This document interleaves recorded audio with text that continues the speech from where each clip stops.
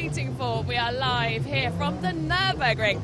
Only, sadly, we're just about to go out for FP1, but it has been delayed because it's raining, which is not what you want, certainly at the Nürburgring. It's a tricky, tricky circuit. 25 kilometres, 180 bends, 147, I think, are blind, aren't they, Ben? And, yeah, certainly the rain is going to affect these boys out there. What do you think?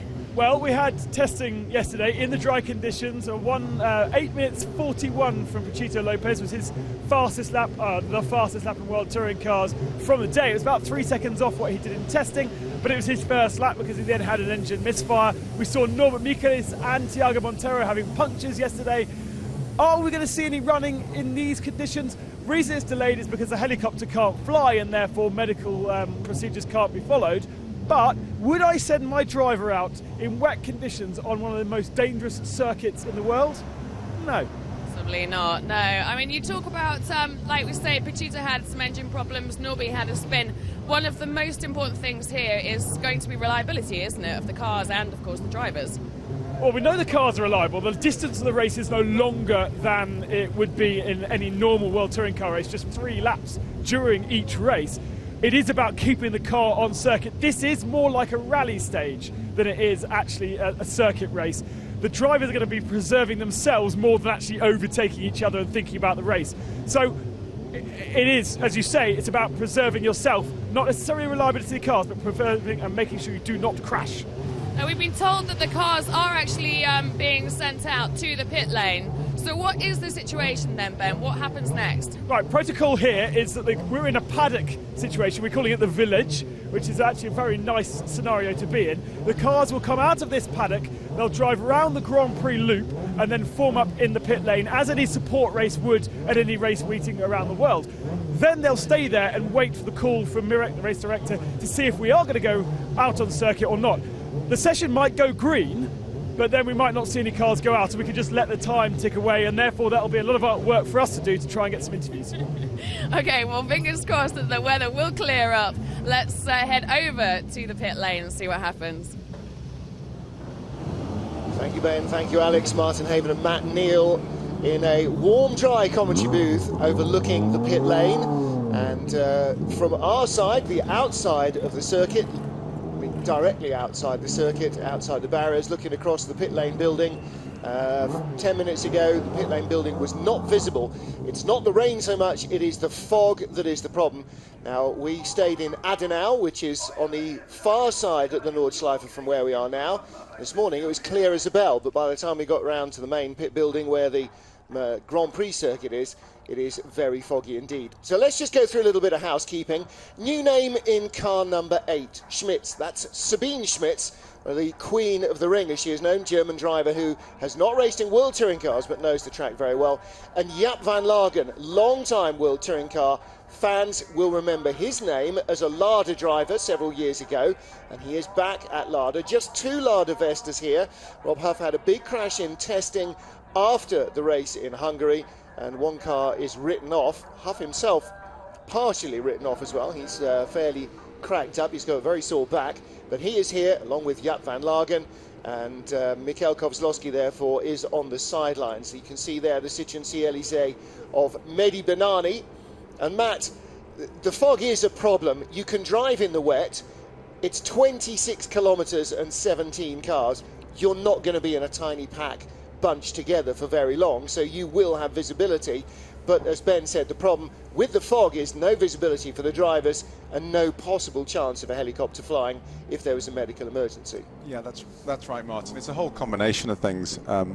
So it's availability of the medical facilities, but it's also the high speeds and blindness of this circuit.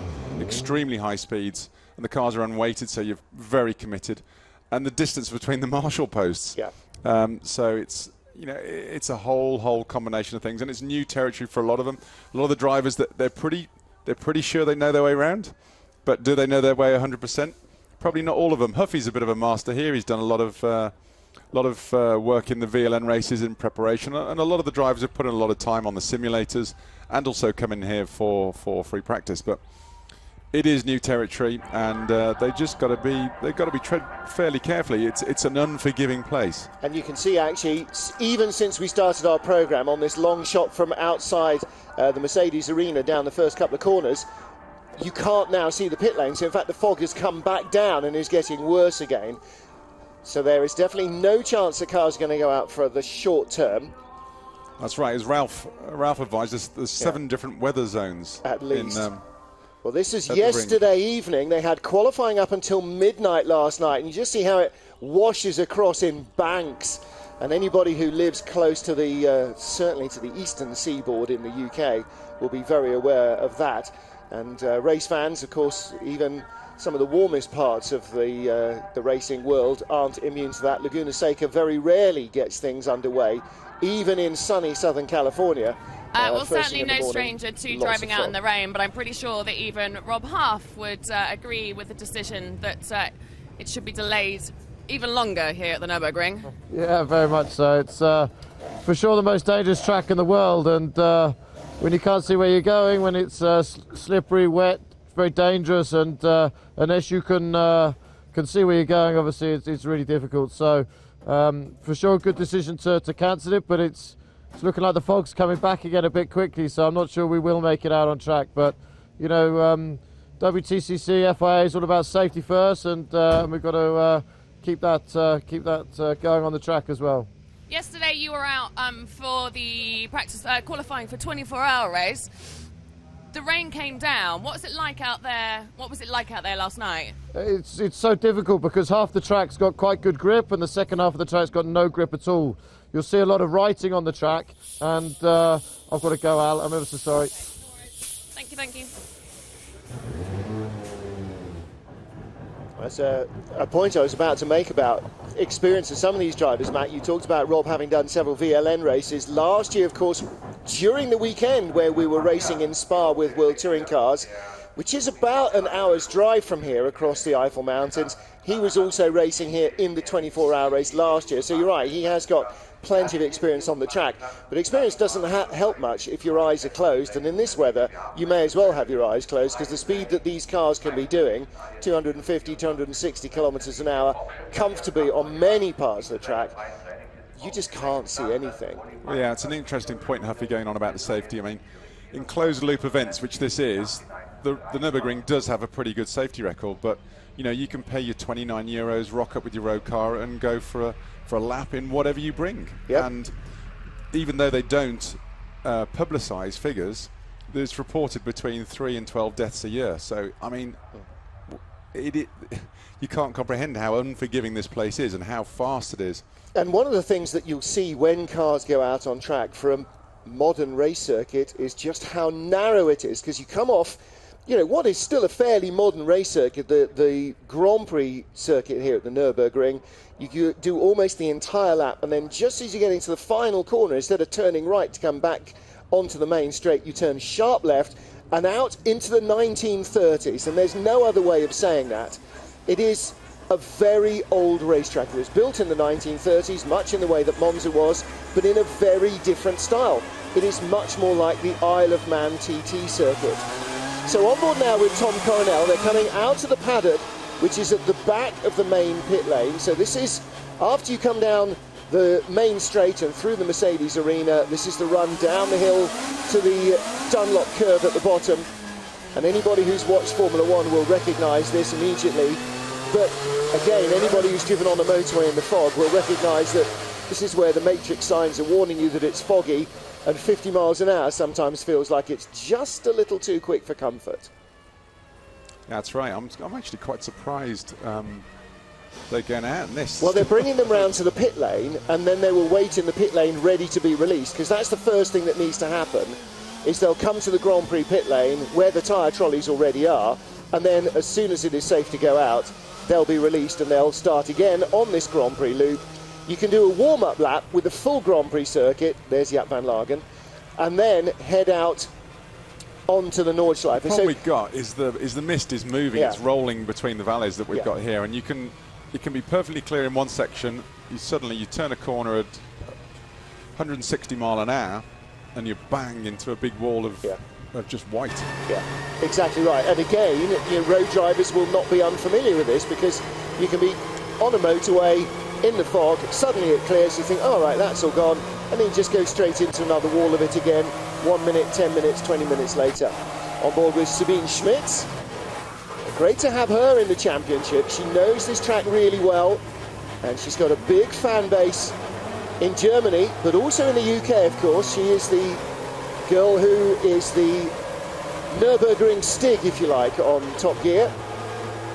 The one who set the, was it 9 minute lap, just over? 9 seconds would be impressive. Yeah, a 9 minute lap in a Ford Transit diesel van. Right. Yeah, that was her. From a very local family. Her family owns a hotel in Adenau, right by the track, right by the Adenau Forest area of the track. So she was born and bred here. I mean, really, literally born within earshot of the track. Last night when we were in our hotel, we could clearly hear the nighttime practice going on for the 24 hours and the fireworks. Spectators have been here setting up all week and draining the supermarkets dry of beer.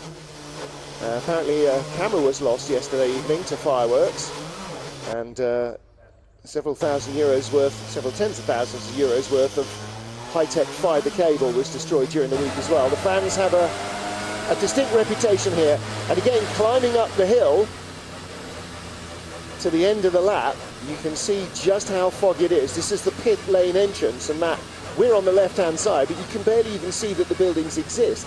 That's a massive hotel, the Dorint, and you can't even see it.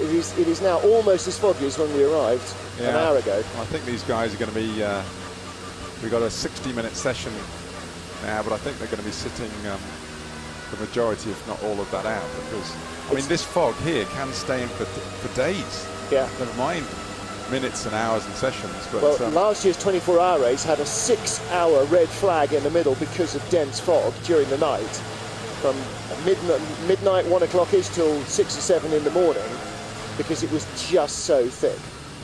And there you see the Lada team, and these garages as well. I mean, during the race with 170 odd cars, the garages are 5, 6, 7. The cars are 5, 6, 7 to a garage. So fighting for fuel busy. pumps in the 24-hour race, aren't they? Yeah. And sometimes you come in and your allocated fuel pump is being used, and tough luck, you just have to wait.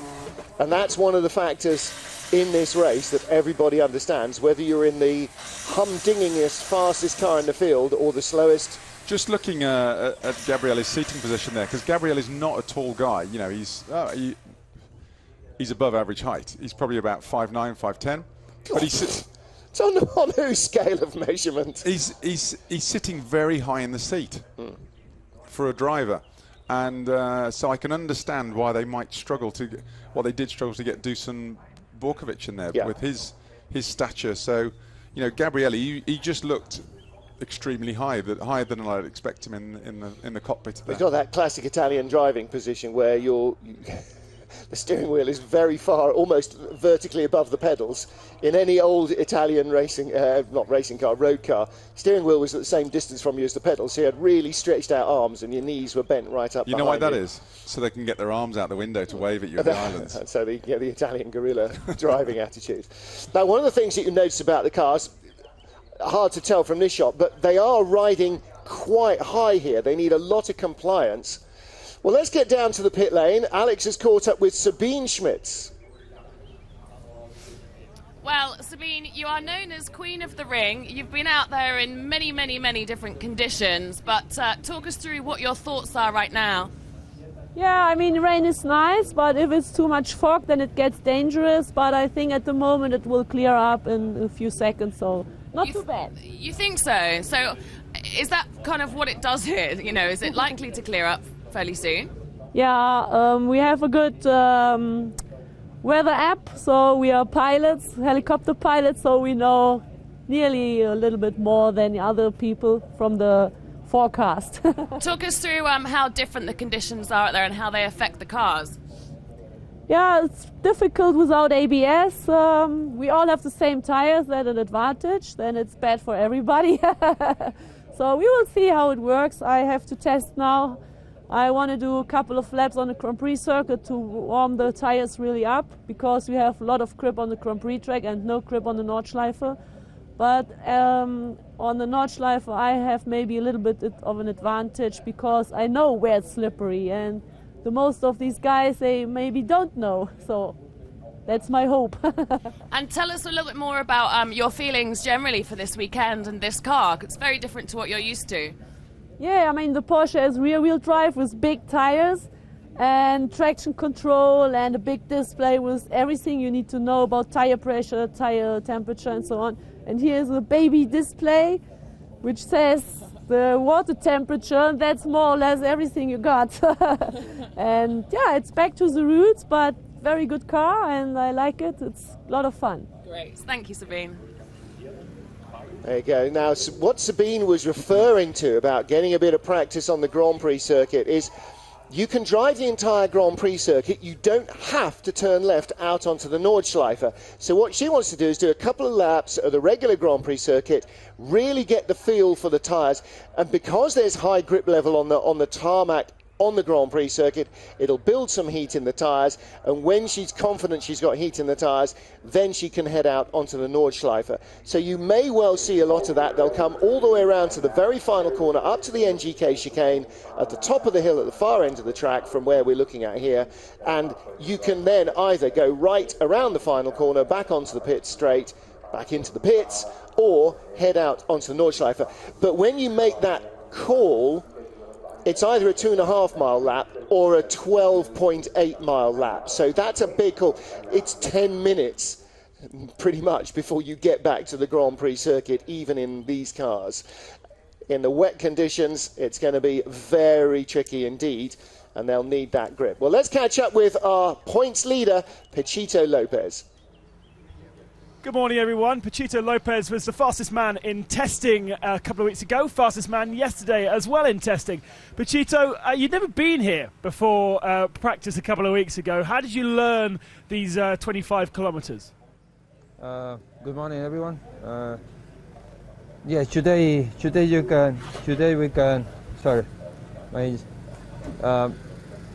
we can learn quite quickly the track with the sim. Of course, it's not the same, but I think our sim is okay, and I did a few laps and I learned it. It was quite impressive to come and be quick for me, but I really enjoyed this track. I think we're about to go racing in a couple of moments. The cars are getting all warmed up, so Pechito, thank you very much and enjoy your session. Thank you very much. Bye. Thank you, Ben. See, just what an engineer doesn't want is that the driver unplugs the radio as he's being talked to, because he was concentrating on chatting to Ben. Very good. So session due to start at 8:30 local time, 06:30 GMT. So wherever you are, you can convert that into your own time. In effect, that is in 48 seconds from now. So fog hasn't lifted an awful lot on the Grand Prix track, but that again is just a tiny percentage of the full circuit, 2.5 of the 12.8 miles.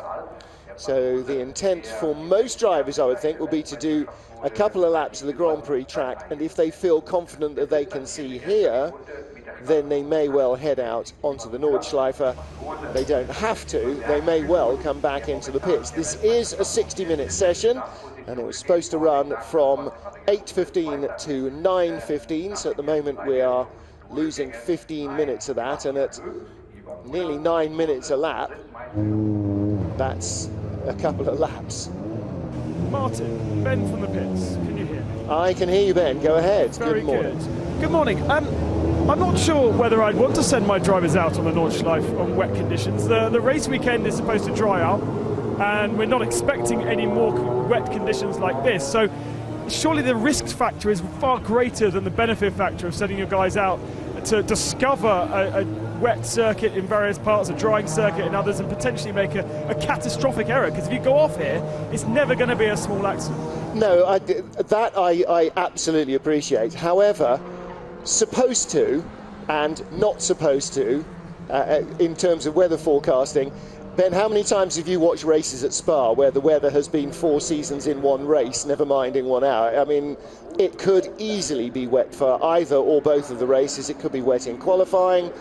All bets are off. We're in the mountains, and things happen on one side of a mountain that don't happen on the other. So yes, the forecast is for it to get progressively better over the weekend. And we heard with Alex from Sabine Schmitz their flying Met predictions, which generally have to be a lot more accurate, do suggest that the fog should lift soon and the rain should stop. In fact, the rain pretty much had stopped at breakfast time, hadn't it, 7 o'clock? But it is pretty damp. But Matt Neal, you've got to go out. If you don't go out and it is wet in the race, then you really are stuck. Yeah, it'd be interesting, the different strengths. You know, we're on about Sabine Schmidt, and obviously all the regular drivers know the cars inside out, don't know the track inside out. She knows the track inside out, doesn't know the car and the other drivers inside out. So it's going to be, but if any conditions are going to play to her strengths and her local knowledge. Stefano D'Aste losing it at the Dunlop chicane, Dunlop hairpin on the regular circuit. Now, he's not driven. If he can't get around that bit, then I think he ought to stay on the Grand Prix circuit for a little while. Bernani is heading straight out, not even one warm-up lap. He is going out to find out what's going on.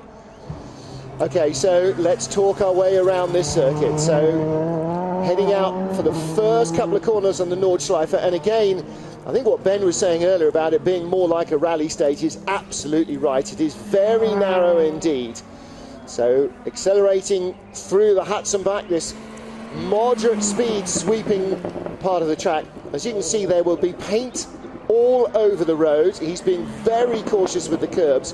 Not only are they painted, which means beware, this is like ice, but they're also in a lot of places really quite steep. So you have to be fairly careful with those. Well, Michelitz has got a nice little target here. The Citroen in front of him. Yeah, it's the painted, the graffiti, which doesn't get cleaned off the circuit. It's just the tyre wear and rain and weather conditions. But this, the old circuit is incredibly slippy. Never mind, you can see Bernani's car moving around as he's trying to get the power down there. Twitching at Flugplatz. That kink there would almost be flat. Now there's one of the speed limit zones. There are 3 speed limit zones. That's the approach to Flugplatz. Oh, Michelitz, I'll tell you what. They're both pressing on. Yep. See the car squirming underneath them. And coming up through Flugplatz. Down to Arnberg, isn't it? Yeah, one of the 3 different points on the track where there is a speed limit, maximum speed limit for the 24 hours. Big lock up for Bernani and clatters the barriers, and that wasn't a visibility issue, that was just getting caught out by not knowing where he was on the track, and Norby gets caught out as Bernani rejoins right in front of him. It's not the start you want to make. Just too little rear brake, but it's the track grip cold in the tyres. Track. Well, it wasn't the cold tyres, it's grip in the track catching him out. Now Tarquini, Chilton, Tiago Montero and Jose Maria Lopez and Rob Huff, still lapping the Grand Prix circuit. Yeah, and they want heat in the tyres. And lucky the engine, probably the engine did stall there. Now you can see they're built like tanks as he clatters the barriers. The barriers come off second hand and the Citroen continues. The car took it very well, to be fair. It'll be a mere flesh wound in a 24-hour race. Yeah, it won't be the first car off this week, and it's certainly not going to be the last. Just shows the small amount of grip curve because they know the car's inside out. Is that Tiago having a bit of a... Well, listen to the wheel spin as Tiago heads out through the fog, which again looks a little more dense on the Grand Prix circuit than it does out on the Nordschleife. Loeb's gone very quick in the first sector compared to everyone else. Now he's out on the old circuit. Yeah. Great shot from Lopez here. Well, Sector 1 is the Grand Prix circuit, basically. Lopez in Sector 2, so this is heading out onto the main body of the Nordschleife. Now, this is about a 10-kilometre region from Adenau all the way around to, well, after Flansgarten, where there are no fixed cameras out on the track because it is just too far for cable to work and too expensive to have helicopters permanently flying for cameras. So we'll be relying on the onboards. Foxhole now. Yep. Cars get massively into compression at the bottom of here. Again, flat. He's going to hear him feathering the throttle now. Yeah. In bone dry conditions and in the sunshine, they'll be doing another 40 or 50 Ks quicker than that. You'll hear the whole, in the dry, you'll hear the whole of the bottom of the car crash out in the bottom of that section there. One of the things that is so evident when you drive this track is you'll be on a section like this where speeds are up 160, 170 miles an hour, and then suddenly you'll be into 50, 60 mile an hour series of corners. I mean, and in a modern car with really good brakes, that's entirely doable. But when you drive around, you think, what was it like in an auto union in the 1930s or a Mercedes in the 1930s that was doing the same top speed but that had brakes that a modern BMX bike would make? You know, would make you ashamed to the brakes on a Grand Prix car of that era were so inferior.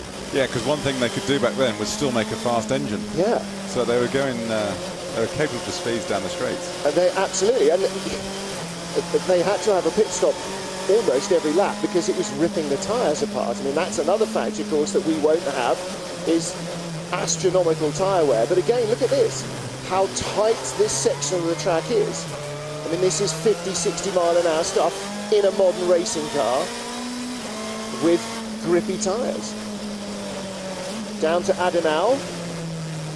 And just here, although you don't get the feeling of it, the road goes under the track right there. So this is actually an elevated bridge. Right, this is into Bergwerk. We start the big climb back up the hill now. Yeah. So this is the never-ending hill. It just goes on and on and on. And this is hyper fast as well. Again, they'll be at full speed, 170 miles an hour plus up here.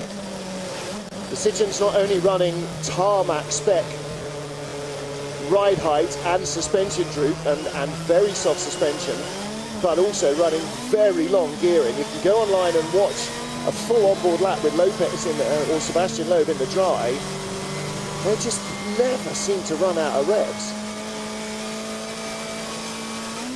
Oh, you can hear the wheel spinners going over the crests. And again, even though the track is narrow, this is a very fast flowing section. Heading up towards the carousel, and again in race trim they'll be slipstreaming each other 160, 170 plus miles an hour, and the cars in the 24 hours, the very fastest cars, will be getting up to 185, close to 190 miles an hour. Martin, it's interesting you talk about the gearing, because it's something you have to pre-select at the start of the year, I believe.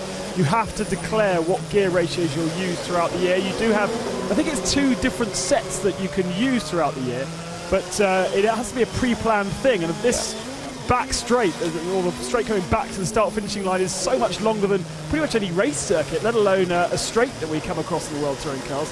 And that was always a problem in Macau year on year as we go through the carousel here with Lopez. And so they've pre-planned that with Citroën, and I don't think other cars are quite on the 8 ball with that. I think you're very probably right, actually, because you have to sacrifice a whole season's worth of gear sets, green flags being waved, which means he's just passed somebody who's gone off at the after carousel. Didn't see that. You have to select the whole season's gear set just for this one race. Martin, it'd be great if we could find Quinn Quamar on the camera somewhere, because he's in the pits. Is he? Yeah, so it won't be hard to find him. Oh, right, because he is, yes. So is Thiago, so is Sebastian Loeb, so is Hugo Vallant. He was super quick in sector 1. Yeah. Thought if he gets out on the Nordschleife with that sort of pace. Yeah, that's the Grand Prix circuit. Lopez fastest in sector 3, where he just is, but don't forget we already saw Norby have an avoiding moment as he avoided the Citroën of Mehdi Benani. So Benani and Norby won't be particularly fast on sector 2. I think Lopez is just going to turn in to be the quickest man of the season pretty much everywhere. Again, you hear the wheel spin there as he tentatively eases in the throttle, and the tyres don't like the paint on the road. Just struggling to get the power down. no grip at all. A lot of the sectors 1, 2, and they all seem to be able to get close and match Lopez, but it's sector 3, he just murders them. Absolutely murders them. He takes seconds out of them. It's almost as though he's driving around this section. Yeah, this is Brunchen up to Flansgarten. And again, every little crest just have a little... It's wheel spinning its way furiously everywhere.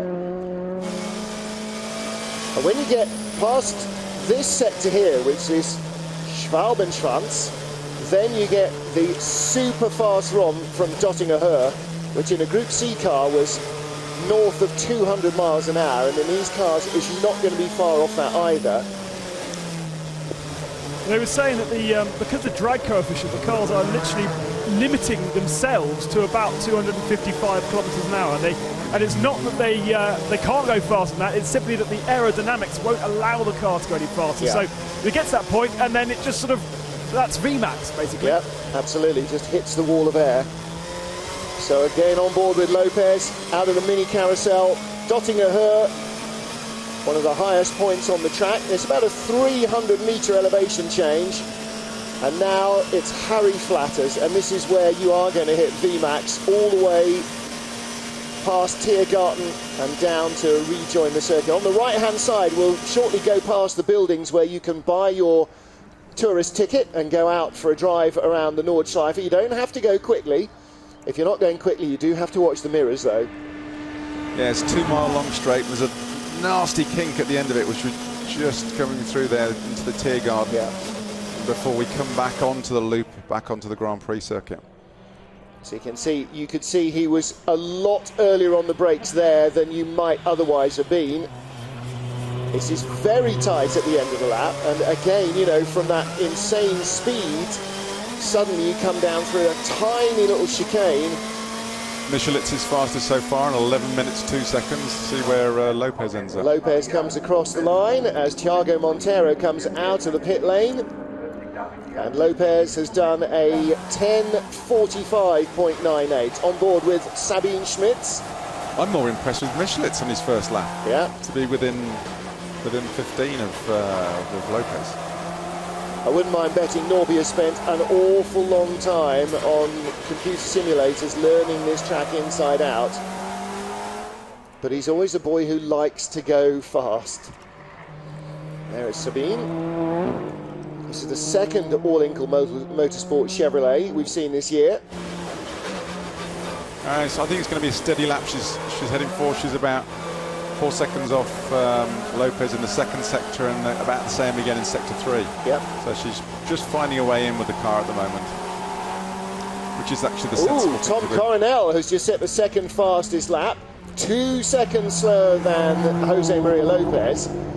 Stefano D'Aste, the only man to complete another lap, he's in third fastest with an 11-minute 04 lap, so 15 seconds slower than Coronel. Well, this is going to be Coronel's first meeting with the new Chevrolet engine, so that's going to be helping him for sure. For which he will take a grid penalty. Now, that was the plan. Haven't caught up with Tom to find out whether they have in fact changed it. Thumbs up from one of the marshals for Sabine Schmitz. Again, she is family here. They all know her and know her family. And see, all the way around the track, there are big spectator enclosures. This is a massive festival of motorsport in Germany. I mean, you can't understate just how many people come here. Out of the mini carousel, again heading up to Dottinger Höhe. Lopez is backed off, so he's obviously coming back in this lap. I can confirm, Martin, that Coronel had his engine changed over the week running up to this event, so he will take an engine penalty for the first race of the weekend. The interesting thing about Sabine Schmidt is in the test day, she didn't do very many laps because she had an engine problem. And then yesterday in testing, she, I think, only did 1 or 2 because she had a vibration. So she hasn't had a lot of time to bed herself into these very, very unique cars. And to go from a massive, powerful rear-wheel drive Porsche into a pretty decently powerful front-wheel drive touring car, it's a very different drive. She knows where she's going. She just doesn't know what the car's doing. Jaap van Lagen, by the way, second fastest in the Lada, 10 minutes 47.37, compared to Tom Coronel's 10 minutes 47.47. So we're trading tenths, Matt, on a near 11-minute lap. That's an impressive first lap from Jaap van Lagen, and the fastest in Sector 5 of anybody so far today. So good boy. So clearly the aero on the Lada works very well, because Sector 5 is basically straight from Tottinger to the end of the lap. Or does that mean they've got less downforce? No, it's not about downforce. It's about drag, isn't it? It's your lift drag coefficient. Their drag is good. Can cause. Yeah, yes, often. But if you can create downforce without having massive drag, I think the largest problem last year was it had massive drag because it was a narrow car with whacking great arches. Oh. Well, again, you know, we heard her earlier saying that there is more grip on the Grand Prix circuit where she is now, but clearly not more grip than the tyres need. The Grand Prix circuit is still very wet. Boys, I'm down at Mehdi Banani's box. He's brought the Citroen back in. Cannot believe it. The wheels are off, having a poke around the suspension, and both the front and rear suspension are absolutely undamaged by clouting the wall. The only thing he has is a slight dink in the splitter, and the front bumper and the front wheel arch are slightly bent. But in terms of actually driving this car back out on circuit in a bit, he's absolutely fine to do so. An amazing feat considering he clattered that barrier. Yeah, all you can see, I mean, we now got pictures of it, you can see it's just sort of popped the bonnet and the wing apart, or not the body, the nose and the wing apart, and now they're popping it back in. Yeah, talk about deformable bumper structures. If you got a road car that would take that abuse, you'd be a very happy boy. Yeah, he used up one of his 9 lives there, didn't he? But you don't get much rain in Morocco, do you? So it's probably a bit of a new thing for him. Yeah, he's done enough World Touring cars to have run into rain occasionally. On board with Thiago Monteiro, again being very cautious with the throttle, because, Matt, in these conditions, that can be your worst enemy, can't it? Yeah, these guys are just having to stroke it round. But then, you know, Lopez with his quickest lap so far, he did look in certain sections like he was just rolling it around some of the corners, but then you go in car with him and it's squirming and it's squealing and it's trying to get the power down. And yes, the onboard shot, and again here when you can hear the engine, it tells you exactly why they're being cautious. Coming back down to Adenau. And all this paint on the road is down Metzgerfeld. This is dropping down Adenau. That's where the road comes under the bridge there at Adenau Forest. Bergwerk. Starting to climb. Yeah, we haven't not quite got to Bergwerk. We don't have camera coverage there, unfortunately. Right, yeah. Bergwerk, of course, was the scene of Niki Lauda's near fatal crash back in the 76 Grand Prix. Gregoire de Moustier demonstrates that backing it in MotoGP style almost works. See how slippery it is there, though, Matt. The moment you saw instantly on camera, the moment he touched the brakes, it just went, oops! Oh dear. You want a bit less rear brake bias, I think, perhaps, than he had, because that definitely looked like the back was coming round before the front was ready for it. Just as soon as you break the grip, and the thing starts sliding. Yeah. Then you're having a massive fresh set of boots going on now. Are they scrubbing tyres in, or are they just going for brand new fresh? Well, the advantage here is you can do a lap of the Grand Prix circuit to scrub your tyres in before you even think about going out, as Gabriele Tarquini is now. Coming out at the end of the lap. On tyre regulations, they're obviously restricted on the amount of slick, dry tyres, and they have to carry over so many old ones. But with wets, it's free, so they can pretty much keep on throwing tyres at them as long as Yokohama have got them in the back of the truck. Gabriele, third fastest. This is his first full lap of the circuit. Jaap van Lagen, 10:47.37. Gabriele Tarquini, 10:47.41. So 371 to 419 is 8, 9, 10, 11.048 difference. 48 thousandths of a second difference between Jaap van Lagen and Gabriele Tarquini, not on a 2.5 mile lap, on a 12.8 mile lap. There's actually less than a tenth covering second. Yeah, 48 thousandths over 12.8 miles.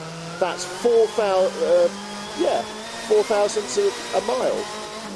That's insane. How can they be so similar, and yet one tiny slide will cost you half a second a second?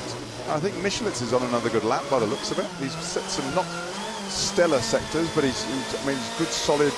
He's going to definitely jump up the timesheets from if he can get through the last 2 sectors, all right. Here's Sebastian Loeb just tentatively going for the throttle there out of the carousel. Just waiting for the grip to come to him.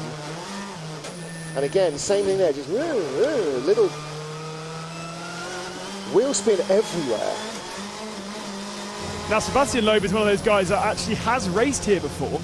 He raced a good 15 years ago when he decided with a couple of mates after his first World Championship win in rallying that he wanted to do the 24 hours. So he got a couple of mates along, run by Sebastian Loeb Racing in its infancy, and they came and did the 24-hour race. So he does know the circuit, and of course, he's got I was told the other day that he's got an amazing picture memory. He remembers things visually, and that always helped him on rally stages, and surely that's going to help him around 25 kilometres here, which is about the length of a rally stage. Yeah, absolutely. In fact, it's a decent rally stage.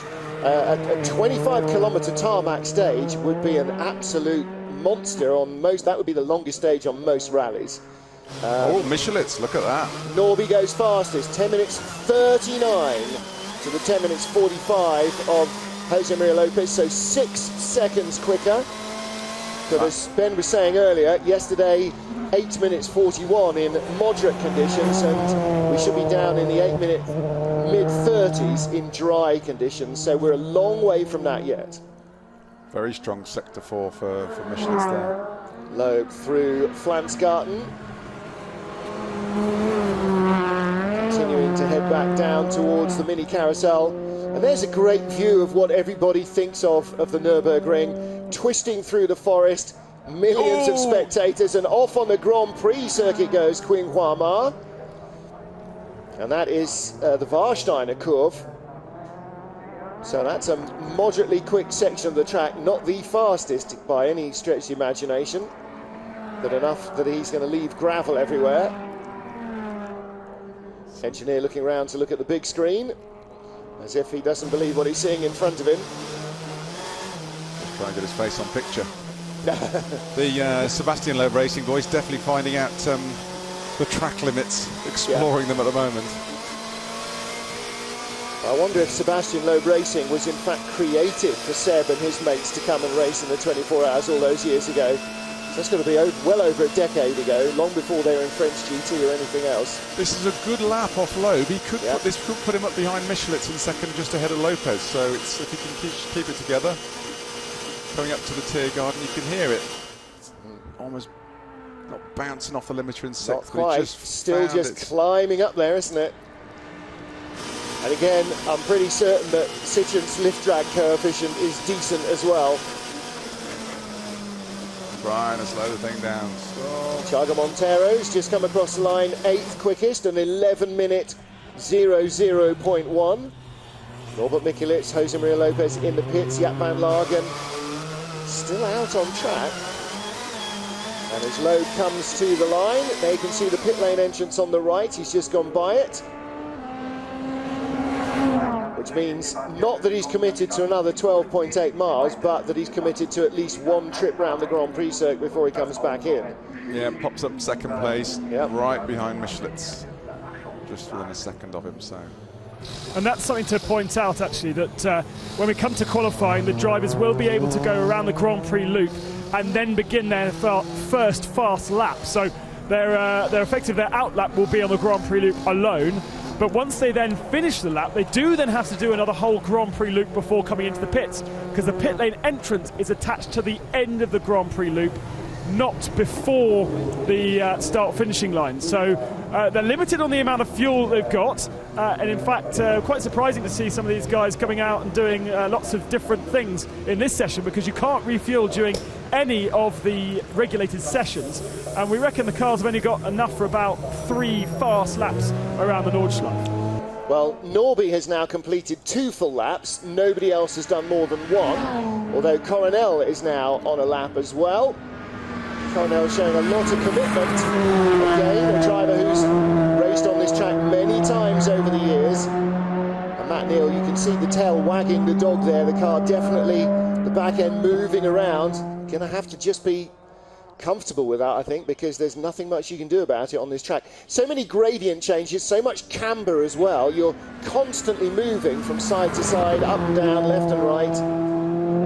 That's what Coronel and Chilton were both complaining about yesterday, and that was their reasoning for being slower than Hugo Ballon, because they felt the setup wasn't good enough to keep the rear really stuck down. And Matt, I guess it's pretty a horrible feeling when you don't have trust in your rear end around really fast corners.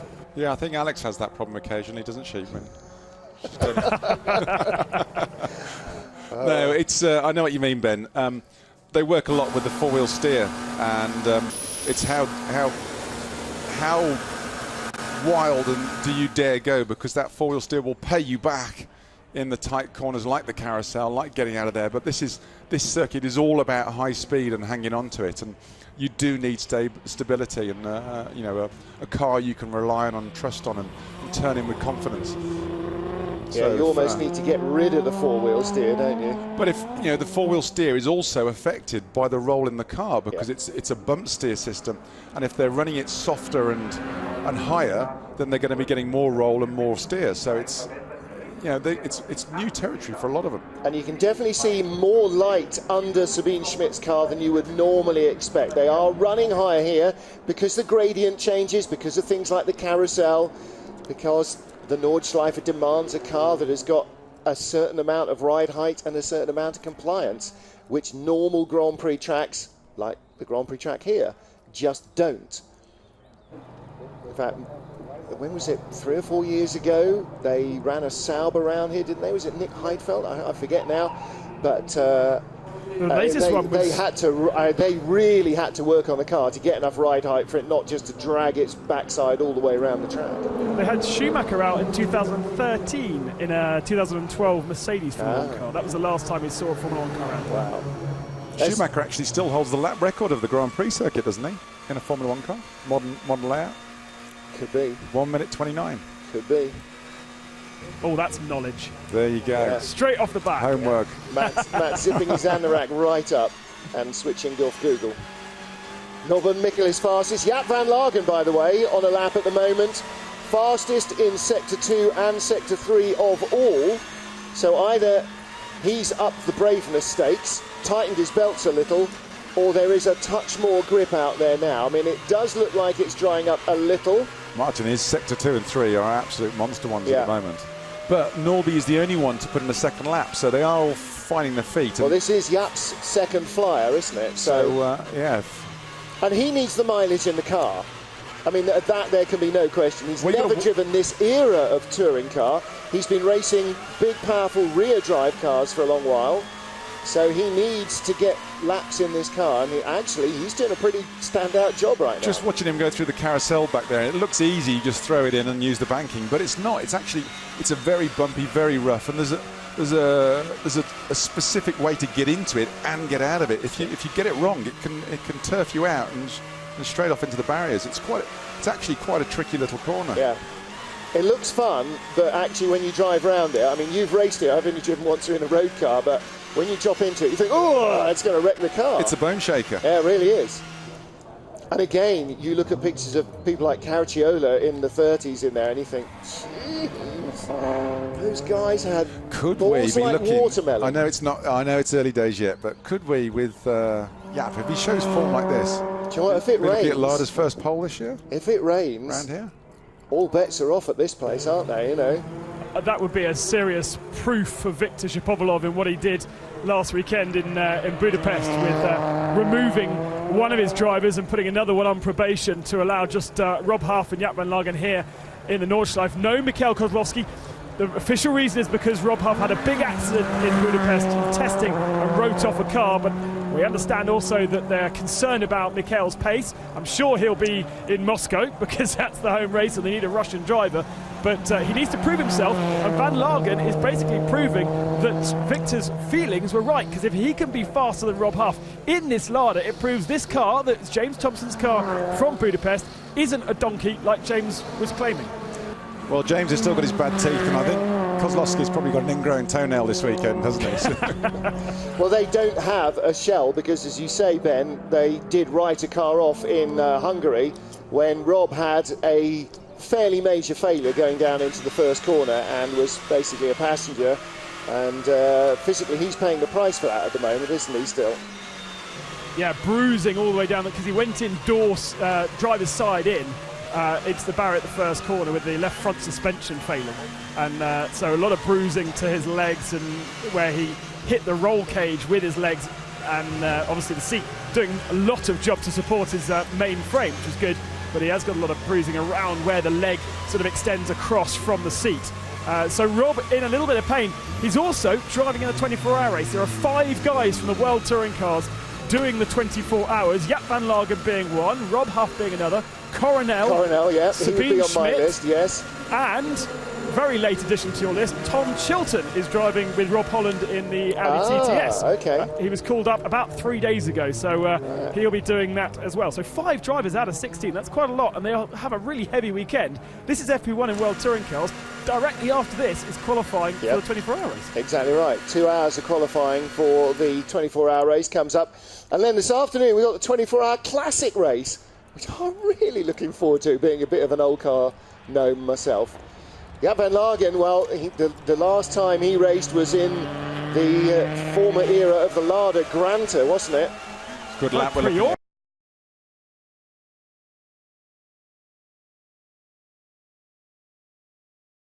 Lopez managed 10 minutes ago. Ooh, again, but little lock-up down into the Mercedes arena. So Marco Calovolo there in the cap, who's been James Thompson's engineer for the last 5 or 6 years, I'm sure will be engineering that car, because Chevy will... Oh, and Mar finds another gravel trap, the Banani corner. That gravel's certainly saving a few people. Yeah, today, unfortunately they're spraying it all over the track, of course, and Jaap van Lagen... Is that Van Lagen or Huff? That was Van Lagen. That'd be Huffy. No, that's Van Lagen. Oh, it was Huff. Good call. That's just before the foxhole, isn't it? Yeah. About to head down. That's the bridge we drove over this morning. Yeah. Yeah. Under. Oh, yes. No, No, we drove under the track twice, Ben. Oh, Coronel and Dasty popping up there. So Tom Coronel second, Stefano Daste on a track that he has never driven even on a simulator before, is third fastest. They've completed 2 laps. Sebastian Loeb is back out on track. Ivan Muller, well, this is his first lap. Yeah, he's done about 3 or 4 Grand Prix laps that don't count. You don't see those on the timing screen.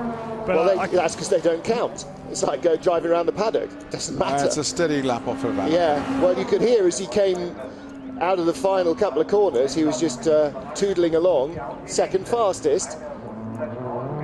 So they're doing quite a lot of 31. setup work on the Grand Prix loop to try and get a bit more efficiency into setting up the car. And then Ivan's waited to the end of the session to then go and do his effectively 1 fast lap, because he's not going to get another, he won't have enough fuel for another one, I wouldn't have thought. Well, he's only done 1 lap. Yeah, and about 4 or 5 on the Grand Prix loop. Yeah, that's the question, is how many on the Grand Prix loop. Well, yeah, but 4 or 5 on the Grand Prix loop still doesn't count as 1 full lap, does it? No, it's only 2.5 miles compared to 12.5. Or 13 miles, actually. It's 12.847. Yeah, Chilton, whatever. Volante still not... they're still on their out lap, so... Yeah.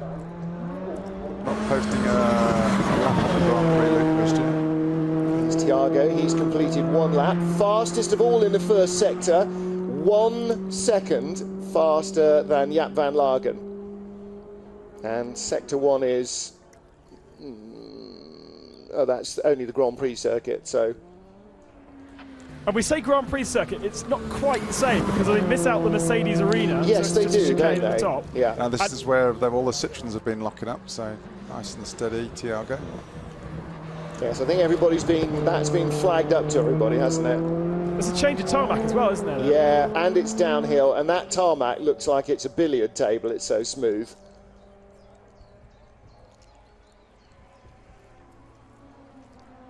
The other difference from the Grand Prix circuit we're used to is they're using the fast or the bike chicane, so it's not quite as tight at the end of the lap, at the end of the Grand Prix lap, as it were.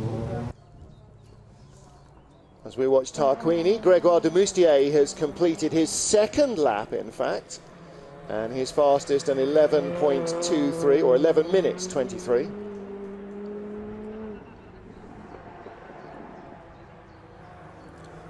Really middle for diddle there, wasn't he? Just going nowhere near any curbs at all. Such a low level of grip through that section. And it's almost like he's searching out a slightly wet weather line, staying off the racing line.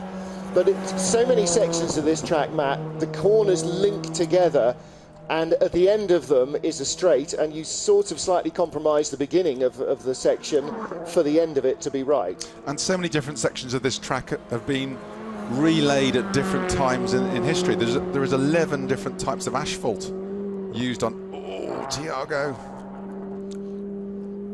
Gabrielli. It was Gabrielli. Yeah. And there was a nice article with Gabrielli in Autosport this last week, talking about how he knew about the Nürburgring, obviously being a racing driver, but it wasn't a very famous thing when he was growing up and in his early career in single-seaters. Didn't think he was ever going to need to really know about the place, and then all of a sudden it came up on the calendar and now at the age of 50 I'm going to have to start learning this place. So he spent a lot of money on track days coming down with friends in road cars, and then eventually Honda started to put him in an old Civic for the VLN races, him and Thiago doing that a couple of times. So he has done a fair few laps around here. Some of them, like Norman Michelis, probably can count the laps around that they've done around the circuit on two hands. That's Ben, it. obviously Honda have got the accolade now with the new Type R road car of setting the lap record for fastest front-wheel drive road car trim around here. I thought, wasn't Gabrielli involved in that, driving that, or was... There was some filming stuff he did the other day, that's for sure. Did he actually set that lap? I don't know who actually set the lap. I thought it might have been Gabrielli, but I know Honda tends to be a test driver, doesn't it, who just basically lives here. Because a lot of factories have workshops here, just down from the taxi fire and entrance, and cars out all day, every day, and drivers who do nothing but drive production and pre-production road cars around this track. Yeah, it's a solid lap from Tarquini here. Yeah. Series probably top 4 or 5 maybe. See where he bumps him. What we've missed is Rob Huff went up into third. second. Yeah, Rob Huff went second, so Lada's 1 and 2, Honda third, Citroën bothered. No points for free practice 1. Citroën, not interested. We're going to work on our diff settings, going to work on our bump and rebound on the dampers. We're going to have the cars like greased lightning when it dries out. That'd be a nice grid to start with, though. Can't we just stop it now? Actually, yeah. Van Lagen and Huff on the front row, Tarquini and Muller on row 2, Coronel and Daste on row 3, Michelitz and Loeb on row 4, and Lopez and Schmitz on row 5. That would be very entertaining. Well, Lopez not for Thiago Montero. He would disagree with that bitterly, being only 12th. Lopez is out the car already, so he's done all he can do for this particular session. I like the way all the Citroën guys have got, rally jackets on with furry hoods and everything, Monte Carlo spec, I've been told. Yes, I bet they are. It's May, not March. It's probably nicer here in March, to be honest. Is Van Lagen going for another lap? Yep. Van Lagen is clearly going for limits of fuel consumption on the car. Look at the focus. Those big blue eyes and that smile. He hasn't got the trademark ear-to-ear grin right now because he's really concentrating. But Ben, he's going to be a very sweaty boy and a very smiley boy when he gets out here, I think.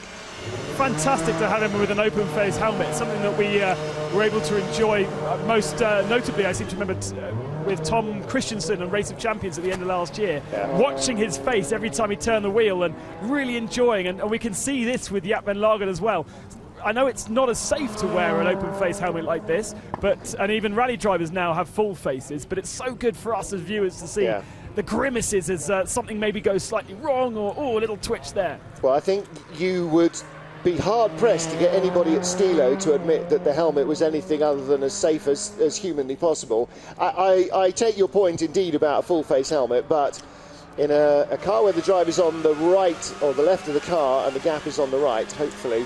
It's another blistering lap this. Yeah, it is. He's fastest in Sector 2, fastest in Sector 3 by 2 or 3 seconds in each sector. And again, you still hear them playing with the throttle, just searching for that grip. I'll tell you what's been very interesting. I've been down at the end of the pit lane watching people doing practice starts, and absolutely no one has managed to get off the line without a huge amount of wheel spin. Well, even the Citroens, with all their fandangled clever stuff that they've been keeping secret.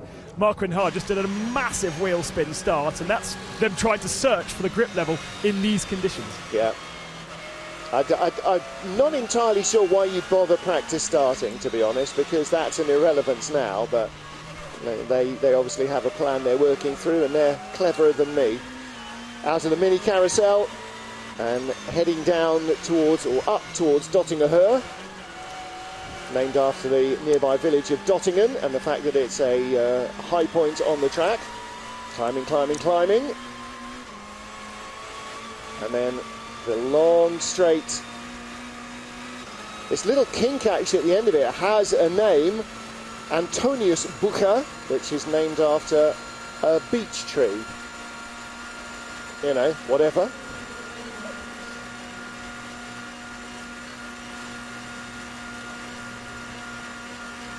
Just pegged on the limiter, isn't he? There is no more. Must be a very soft limiter they're on.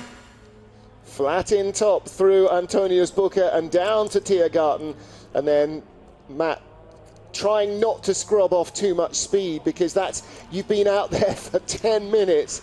Harry Flatters giving it everything. You don't want to give away 2 seconds by braking too early here and then just go, oh, darn it. Yeah, it's easy to make a mistake right at the last minute. Thiago Montero's just gone fastest, but the sectors add up better for Jaap van Lagen, who goes fastest of all. 10 minutes 17 lap. That is 6 seconds quicker than Montero has just gone in the Honda. Norby third, Rob Huff fourth, and Van Lagen will do a celebratory swerve around the Grand Prix circuit and head back into pit lane. 2 minutes remaining, checkered flag will be out before he even gets to the pit lane. So who is still out on track? Rob Huff is, and he's gone faster than Van Lagen in the first 2 sectors.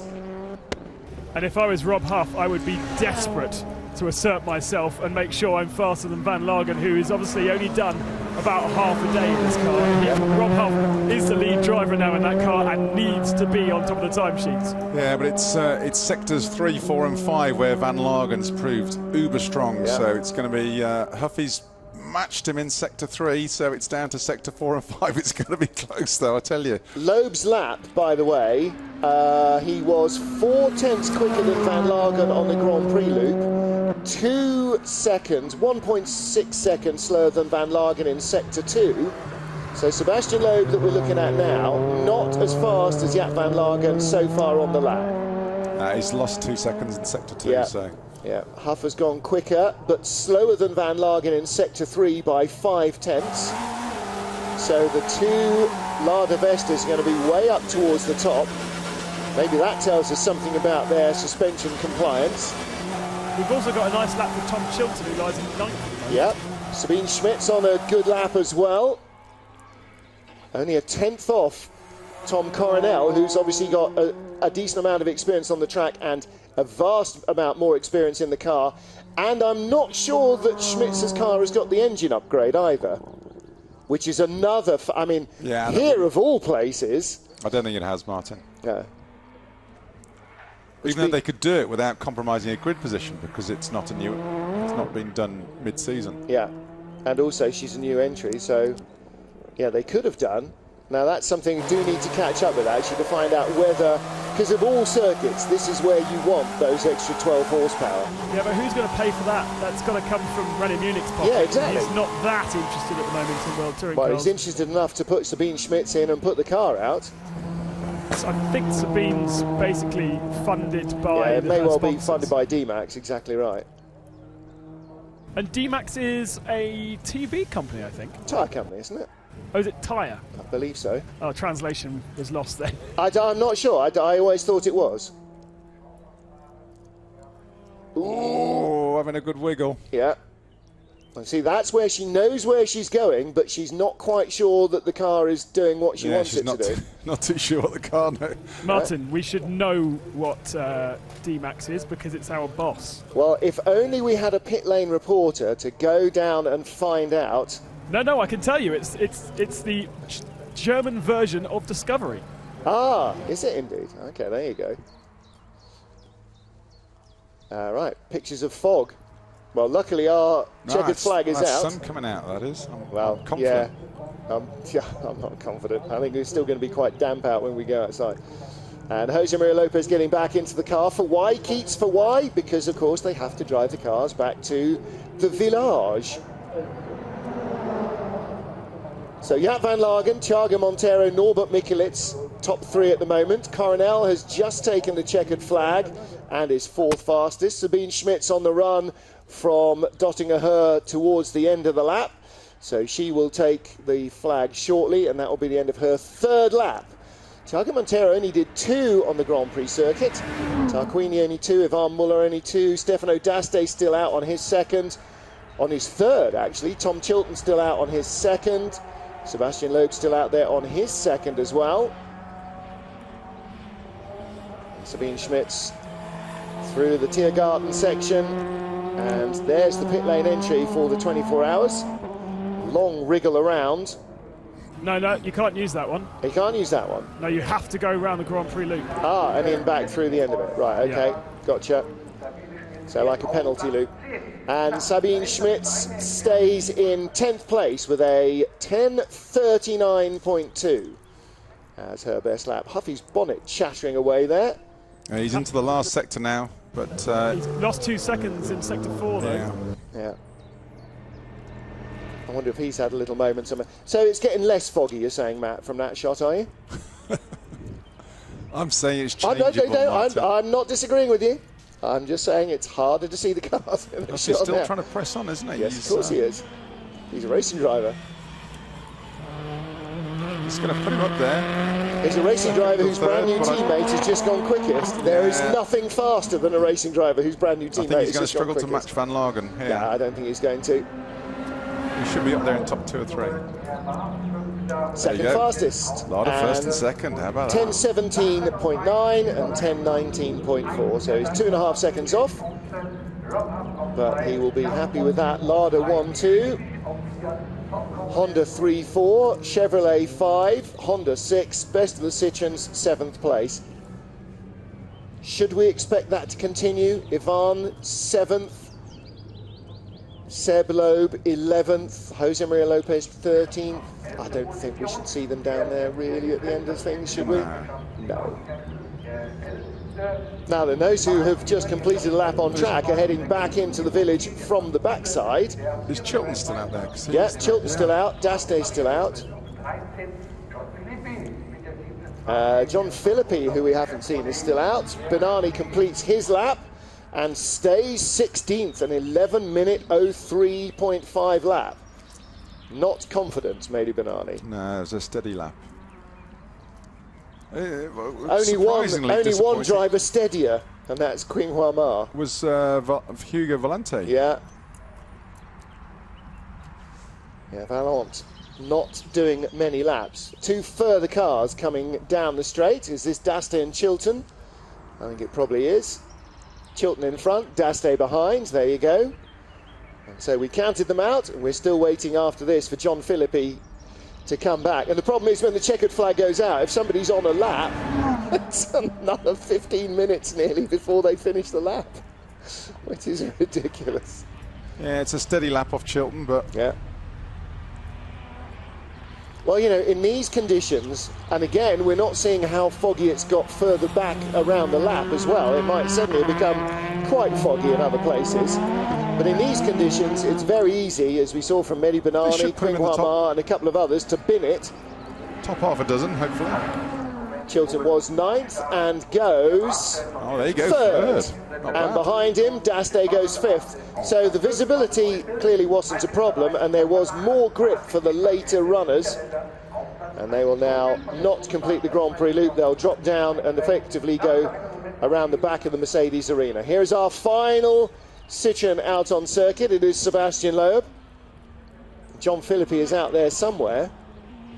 2:39.0 sector 3, which is not even his best, so he's making more mistakes.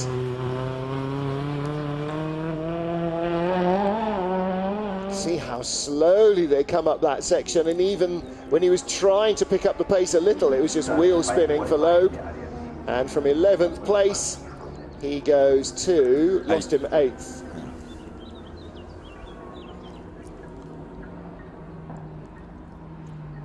All right, so best of the Citroens is Sebastian Loeb in 8th, Muller 10th, Lopez 13th, Bernani 16th, and Marr 17th. Work to do for the drivers. I'm sure the engineers will have work to do as well. Everybody will be looking for more grip. I think they'll be looking at the weather forecast. Well, they've got another 2 hours. It could all have changed. Of course, it might not have. That tube there you can see is part of the stillborn roller coaster. Former owners of the Nordschleife invested a lot of money, not necessarily their So own. has Huffy got to jump in an SLS now and go out and qualify? Yeah, in a colour scheme best described as fugly. Well, I suppose all of them, Coronel, they've all got to jump into their 20, well, not all of them, but Chilton, the guys doing Schmitz. the 24 hours race. Well, they're not necessarily going to go out first, but yes, once 24-hour qualifying starts, which will be in, well, whenever John Philippi completes this lap. 10 minutes? Yeah, it's supposed to be at past. It's now 9:22. And if you want to see coverage of the Nürburgring 24 hours, you've already found us online. I'm sure it's not beyond the wit of man to... There's the grin, look at that. Not beyond the wit of man for you to go and find streaming of N24 online. And if you go to tracktime.info, by the way, you can follow live timing and the tracker. So you can select a car. Again, little fog banks coming back down here through Nottingham.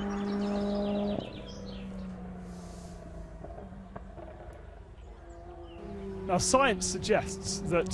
Science! Oh, Ben! That's a great Singing way to start, and now science? Oh, come on. Stick to what you know. Come on. It's drying slightly on track, and therefore this should be a better and faster lap, shouldn't Yes. it? And I think that's a slight advantage with the guys that finished their laps at the end of the session. Obviously, Paquito Lopez did his fast lap at the very beginning of the session, ends down in 13th. So John Philippi should be fastest, right? You're not looking at a monitor, are you? Yeah, but that's fog, that's not rain. Yeah, because of course you can go so much faster in the fog. Oh, it's flat out. You know, it's a straight. You know it's a straight, so you just keep going flat out. Yeah, right? until you hit something firm that isn't straight. That's the problem. It's not the going fast bit. It's like a plane. Any fool can take off. Or is that just a different camera angle? It's the big money gets you you earn for the landing. I'm not sure whether a professional racing driver would lift going down a straight that they know is 4 kilometres completely straight. No, I'm not saying that they would. I would, definitely, but I'm not sure saying that these they guys would. I'm just saying that it's not all about the straights here. Where you're going to lose time is going to be not on the straight, but in the corners. And if you're not quite sure where the corner is, you're going to be a tenth of a second earlier on the brakes. That's all you need. How many corners are there? 176 or 543 or whatever the actual count is. Yeah, it's between 144 and about 190, isn't it? Exactly. So depending on what you sort of nominate as a corner, and if you're a tenth earlier on the brakes at even half of them, that's a lot of time. You'd have to say it's a wee bit dry. Filippi's gone, with 12. no disrespect to him, quicker than Lopez. Yeah. You'd have to say it's a wee bit. Yeah, no, I don't. No question now. at all. There's less wheel spin, but even on Loeb's last lap, you could clearly hear how much wheel spin there still was. Oh yeah. And you know, to the degree where you think, well, are they out on slicks? No, they're out on full wets. It's really, really, as Mario Andretti famously said about the Porsche curves one year, slicker than snot. It's just vile. And it takes a long while to dry when there's fog in the air, because fog, of course, is basically rain that isn't falling anywhere. Jaap van Lagen, Rob Huff, fastest for Lada. Tom Chilton, Thiago Montero, Stefano Dasti and Norbert Michelis round out the top 6 ahead of Coronel and Loeb, Tarquini and Muller. And then Sabine Schmitz, our second newcomer, So she's in 11th place in the Chevy Cruise, ahead of Jean-Philippe Grégoire de Moustier and the rest. And Tom Chilton, I'm sure this slow-mo will show us just how grippy it isn't out on the track. You don't see an awful lot of spray, but you do see a lot of cars moving sideways.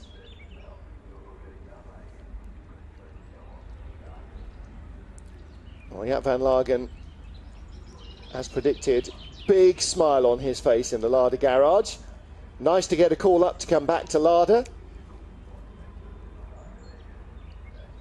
Good to have him back in the championship as well. He's always entertaining on board and out of the car. Let's have a word with the fastest man in practice this morning.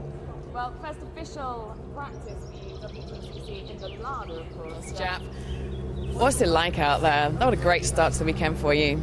Yeah, it's an amazing start in these difficult weather conditions on the Nürburgring.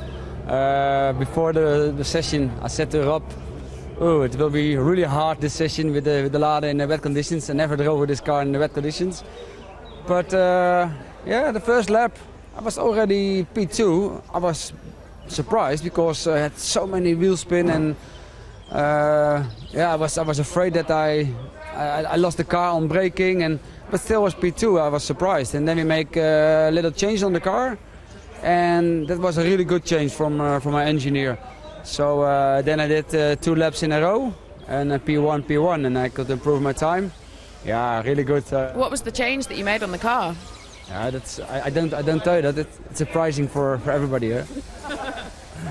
So yeah, the team did a good job. Yesterday we had a good practice in dry conditions. I was not really happy with the balance of the car, so we made quite a big change on the car, and it looks like it's working well in wet conditions. So hopefully also in dry conditions. But yeah, till now, perfect. Great start for you and for Lada as well. Thanks, Jaap. Jaap van Lagen, fastest man in the first free practice here, 1.4 seconds ahead of teammate Rob Huff, and everybody else on a different page. 5 seconds back, Tom Chilton, Thiago Monteiro. 6 seconds back, Stefano D'Asti, who's never driven this car, never driven on this track, or even driven it on a simulator. Mehdi Banani, 45 seconds.